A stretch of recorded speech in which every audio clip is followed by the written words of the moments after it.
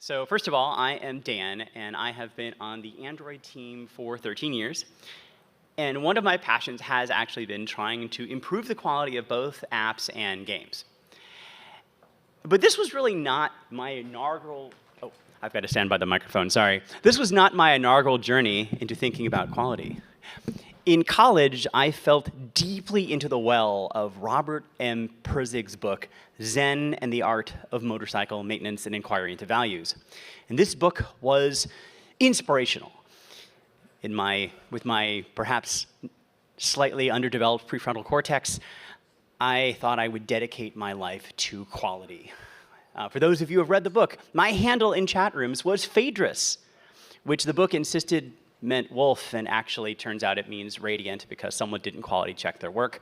But I had this idea that I would endeavor to do nothing if it wasn't quality. And this philosophy fed perfectly into my obsessiveness, leading to things like making fantastic designs rather than getting products out the door, making sure that I never used an n-squared algorithm for absolutely everything, no matter how much it might have made my code easier to understand, and working very long hours to compensate for all of this. Pirzig then goes on to say that we recognize quality, even though we can't really define it. And if you watched our session at I/O, that's pretty much what we did. We observed apps that were successful, and we defined pillars of quality kind of based upon what we saw. And these are the 6 areas we got into. The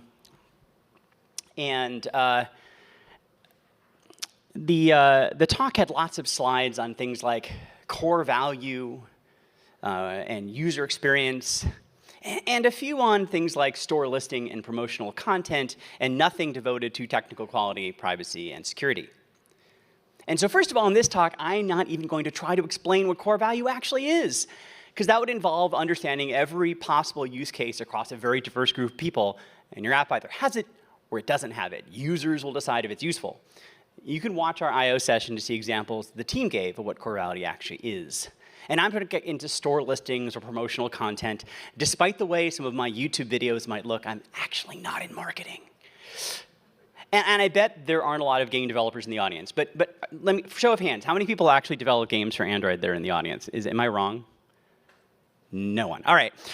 This stuff actually applies to game developers, but I'm not going to get into any specific game-related technical suggestions for you all. But I'm really opinionated about games, so if anyone wants to talk, I'm happy.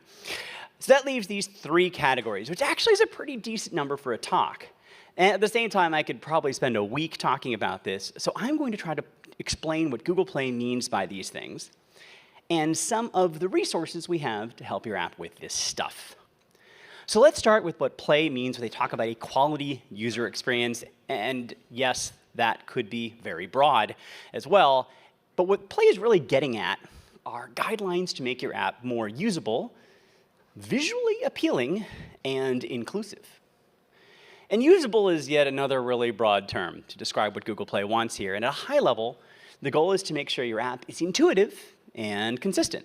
And these things are hardly surprising. It's the details where things get interesting, and they're rather tied together. So first of all, how do we make something intuitive? Well, first of all, consider onboarding. It's the first time the user sees your app. Do you have an experience that works well for both experienced and novice users? Like Keep is a really focused app. Everyone knows what it does. It takes notes. So it has a simple 1-page onboarding experience. Calendar also keeps things simple, doing 3 things. It welcomes the user. It mentions some new app features. That it mentions that it's about to ask you for permission to send you notifications, which is actually really useful if you're using the calendar app. It also uses this onboarding time to cleverly load your calendar, because you probably have one. And so you're much more likely to get to the main app screen with your calendar loaded. Now, these experiences do assume a certain level of expertise. So these are pretty minimalist. But it's something to think about. So how do we make something intuitive? Well, we have these Android standard interaction patterns and UX design guidelines. An example is making sure the back and the up button do the correct thing. All right, so here in the audience, how many people think they know what the back and the up button should do and how they're different? First of all, how many people think they should be different? I guess that's a different question. I see very few hands, a few. OK. Well, here's the thing. If you read our docs, the up button, which is, by the way, that button that is on the left, on the right, is should never actually exit your app. It actually should, if you get into your app through a deep link, it should actually create a synthetic backstack so that you can actually go back to like the home screen of your app, let's say, so that users can continue to navigate. And this is really important because the back key, if you come in through a deep link, is actually supposed to just immediately exit your app. Because there's nothing worse than getting into an app and then having to back out 5 times because they've put a whole bunch of stuff on the stack for you. So that's actually what they're supposed to do. And it's really nice when apps do that, and not even all of our apps do that correctly. But I am gratified to say that a lot of apps do this right. To make the back gesture more intuitive, we've added predictive back, which gives users a preview of where the back gesture will take them. And Android 14 actually adds cross-activity and cross-task animations. And we've got predictive animations available in 5 new material Android components, such as search, which is shown here, bottom sheets and side sheets. And we've created design guidance for creating custom in-app animations and transitions. And if your app doesn't actually intercept back events, it's pretty easy to upgrade. You just, enable predictive back in your manifest and upgrade your Android X activity dependency. And if your app does intercept back events, which a lot of apps do, as it turns out, you'll really want to stop using key event, key code back, or on back press. You want to use on back handler with compose, or on back press callback with the on back press dispatcher for views, and all this kind of stuff. And yes, you'll notice this stuff is also visually polishing your app. So categorization is tricky, and you'll see this on our website as well. It's like, is that really the right category? I don't know. And when possible, leverage built-in components like the system share sheet. This helps keep things consistent for users, and also we're working to make these better. Like Android 14 levels up the share sheet with custom actions and improved direct share target ranking. Also, we want to make sure that users have a seamless experience as they transition to new devices. It's really important as an aspect of quality, and it's also likely to make sure your app continues to get used. You can bring over identity and account data through a number of means, such as through passkeys and credential manager, federated login, or using autofill with hinting. If you're only restoring identity, you can also use block store. Settings data is critical for making your user feel at home on their new device, making the app work the way they've configured it. And finally, make sure to bring over user-generated content. And actually, if they're doing it over wired connection, you can bring over a lot of content. Speaking of restoring preferences, another way Play wants apps to be consistent is how they handle preferences, particularly around notifications and privacy. App widgets let your app customize the launcher experience, and they also make sure your app never gets dozed. Jetpack Glance, now in beta, can help, using composed declarative syntax to abstract the complexities of working with remote views. And if your app supports deep linking, which it really should in many cases, make it resolve directly to the relevant content. You can use Android app links with the auto-verify attribute to avoid this disambiguation dialog. Also, as I mentioned before, please handle up and back correctly. Finally, it would be great if all media playback apps supported picture-in-picture. I'd personally like to see it used for video conferencing, video recording, audio recording, et cetera, but this is what the Play team wants, not what I want, so at least make sure it works for video. The Play team also wants polished transitions to these picture-in-picture window, but I also put that in the category of visual polish, which just happens to be the next thing I'm going to talk about, because we're trying to work on quality of transitions here. While we might disagree on what constitutes a visually appealing app, I suspect we'd all like our apps to be visually delightful. And one nice way you can differentiate yourself is to use the whole display, or at least to draw under the status and nav bars. And yes, this is way more important on a device like the Pixel 3 XL, but the feature really does add a nice bit of polish. Also, delight users with color and meaningful color usages, supporting dark and light themes. Consider accessibility and consider leveraging dynamic color to adapt your app colors to user preferences. Well-done animations help to clarify what your app is doing during layout transitions while making your app more engaging. And Android Studio Giraffe Plus can help you preview animations in Compose. And one way to add additional animation, of course, is to implement predictive back.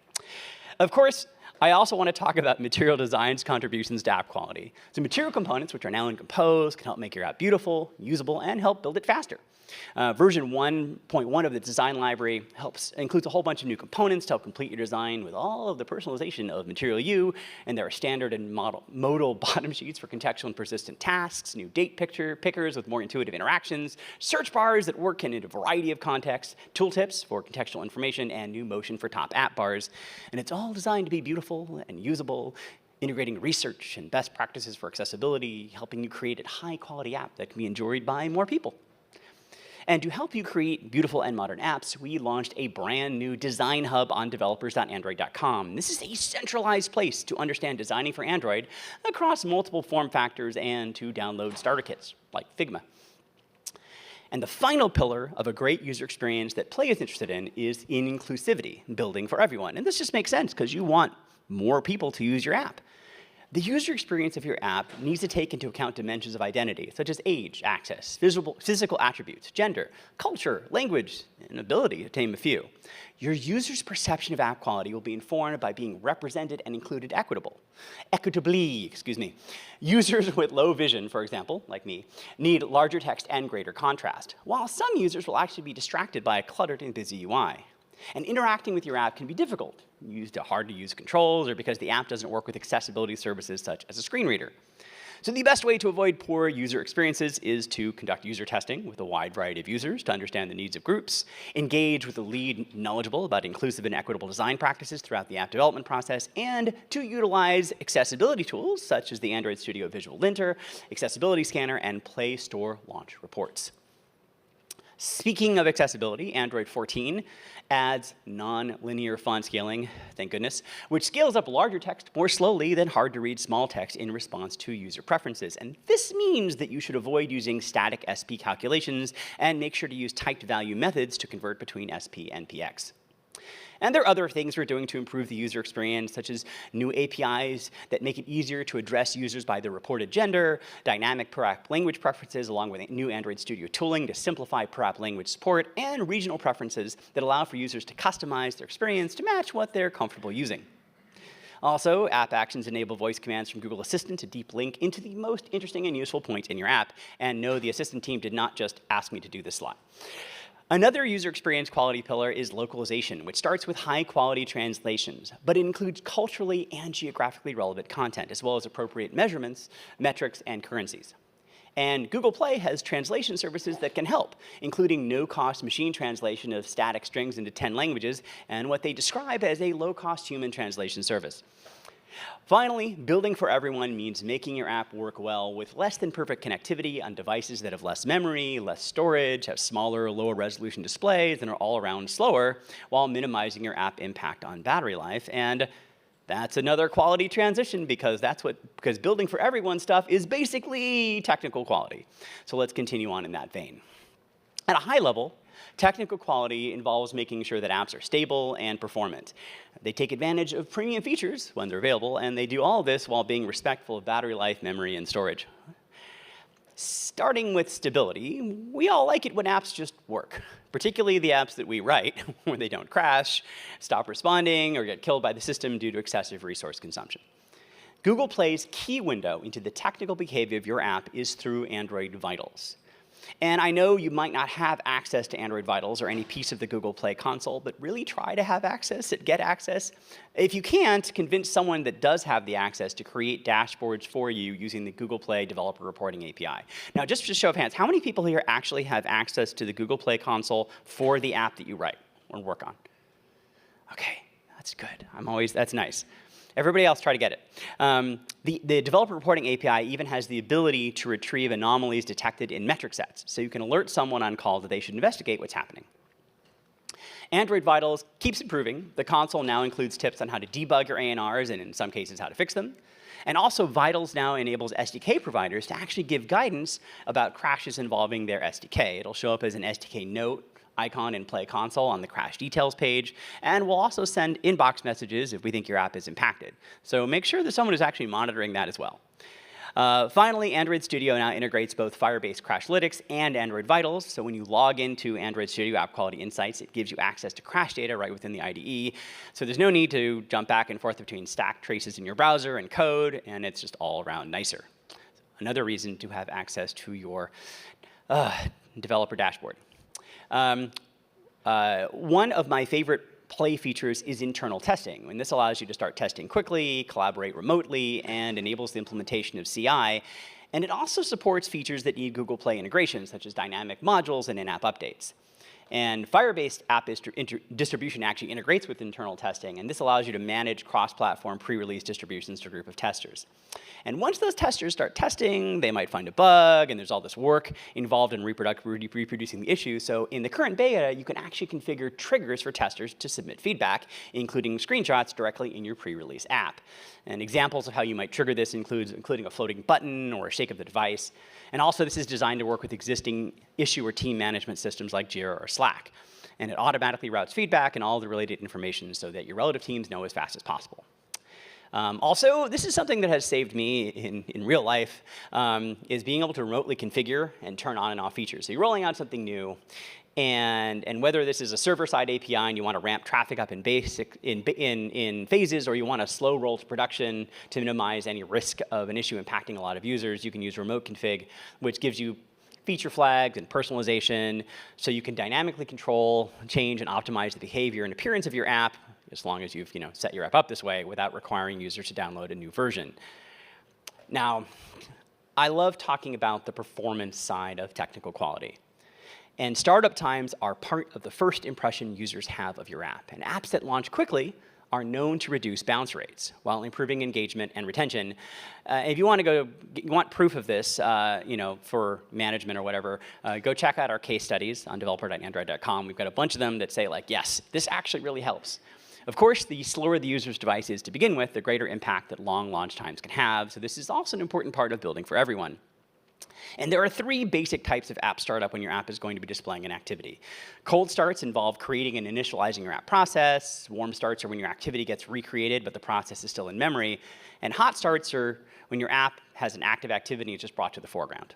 And the goal is to optimize all of these with the focus on the cold start and warm start cases. Hopefully, hot starts are really efficient for everyone already.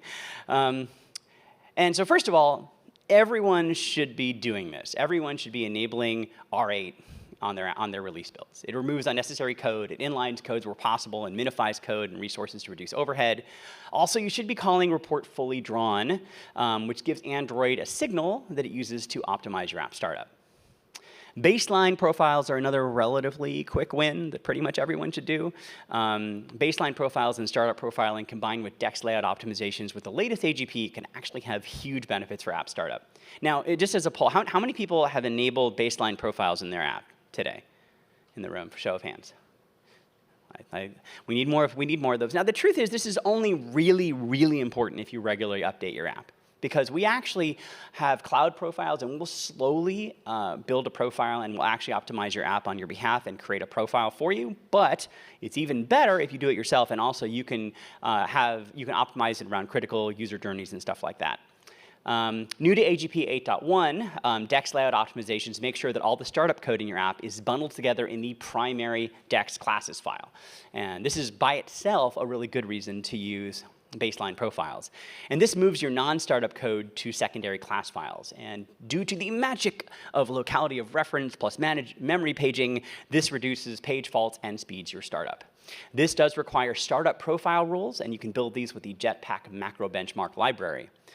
And to help you build these profiles, we've added a baseline profile generator module wizard template that sets up baseline profiles in your app in a visually assisted way, and it's pretty cool.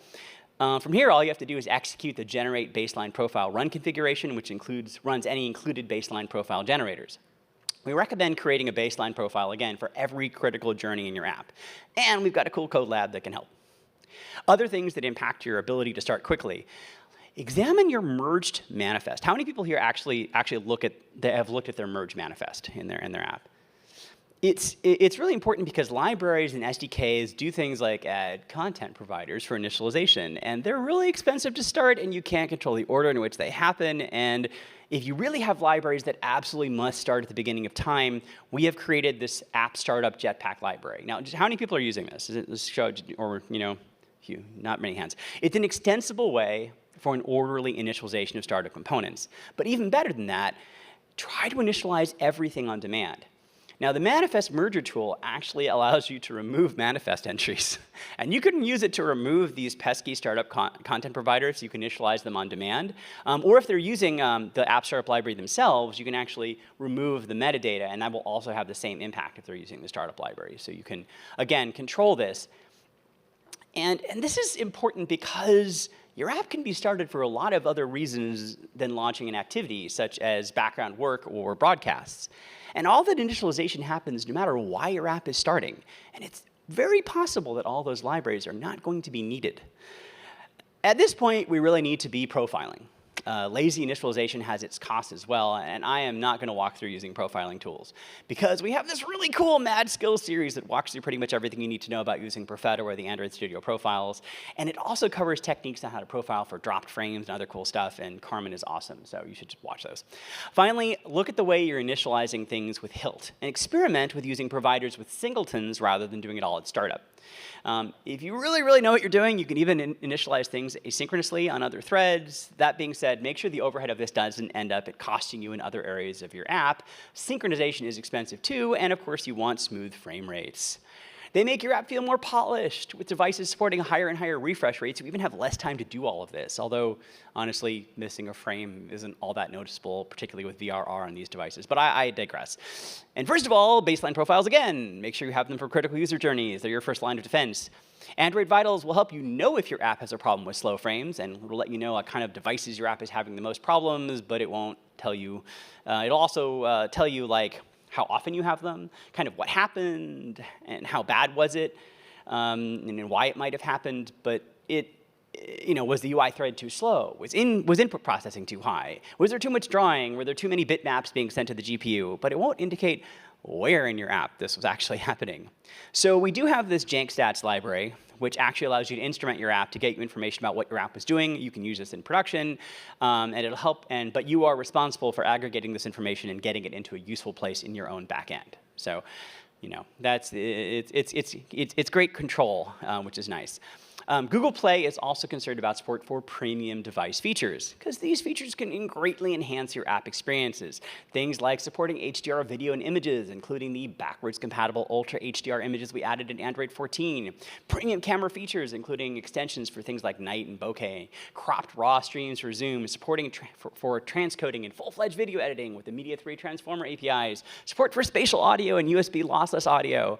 On-device ML with new and updated MLKit APIs, and a new acceleration service, as well as, just in general, premium form factors, such as foldables and tablets and large screen devices. And this includes features that specifically get the best out of these devices, such as, input methods like stylus and keyboard. The Jetpack library's Camera X Preview View and Camera Viewfinder help your camera integrations work well with large screen and foldable devices. And to make it easier than ever to level up your support, Camera X now supports premium camera features. The final performance pillar has to do with battery and memory usage. More battery life means happier users. Less memory usage means happier users, and maybe more battery life. To that end, Android is being more restrictive in how foreground services can be used, particularly in Android 14, where types are required. And foreground service types are enforced with runtime requirements, such as holding a location runtime permission for foreground services of type location before start foreground is called. And we're not just doing this to make the user experience better, we're also doing this to bring the ecosystem together. So we're trying to make these APIs behave more consistently across Android devices. And Samsung is actually committed to help us with this on devices for apps that are running Android 14 for apps targeting Android 14. They've said we're going to make this behave consistently. For some of the most battery-draining use cases, we have purpose-built APIs to help, such as the Companion Device Manager, or Picture-in-Picture, or chat bubbles, or digital car keys, the ability to start Bluetooth scanning with appending intent. And we're doing more, such as the Telecom Jetpack library, which supports call-related background work, simplifies the Telecom Stack API surface, and brings backwards compatibility for newly released features. Android 14 adds support for user-initiated data transfer focused jobs that can be scheduled with constraints. And these are among the most power-draining of tasks, so now you can schedule them when the device is plugged in or on Wi-Fi while retaining long-running capabilities of foreground services.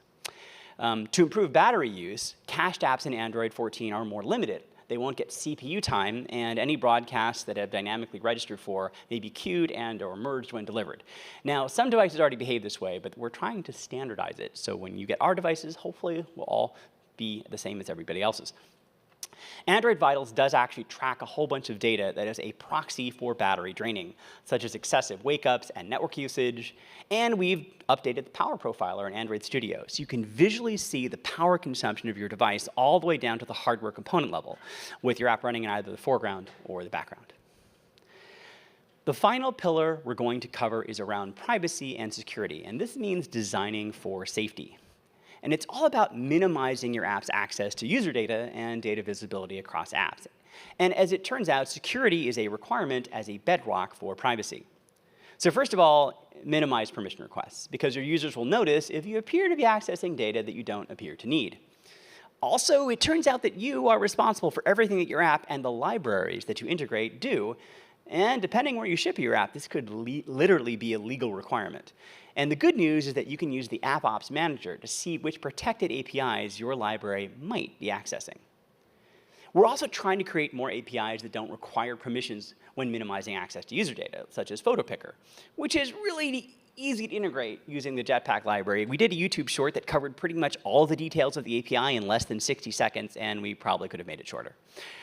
Ways to minimize permission usage, including using coarse location, using the storage access framework to open documents created by other apps, invoking the system camera to take photos or videos, using companion device pairing to connect with Bluetooth devices, using the SMS retriever and user consent API along with the phone number hint API, the debit and credit card recognition library. I didn't even know some of these existed, by the way. I was going through and I was just like, wow, we have a lot of stuff. By the way, these keep going. The call screening service for filtering phone calls, using intent actions to place calls. If you use autofocus correctly so your media gets paused during calls or alarms, you don't have to snoop in what other apps are doing. You can scan barcodes with the Google Code Scanner or MLKit barcode scanning APIs. And coming soon, we have the MLKit document scanner as well. Again, ways of doing a lot of really cool stuff without needing to have a whole bunch of additional permissions. And we're also making APIs that give users fine-grained control over their data, such as Health Connect. Other things to consider when designing for safety include using the Play Integrity API. And this gives you signals to help protect your app from risky, fraudulent, and unknown transactions.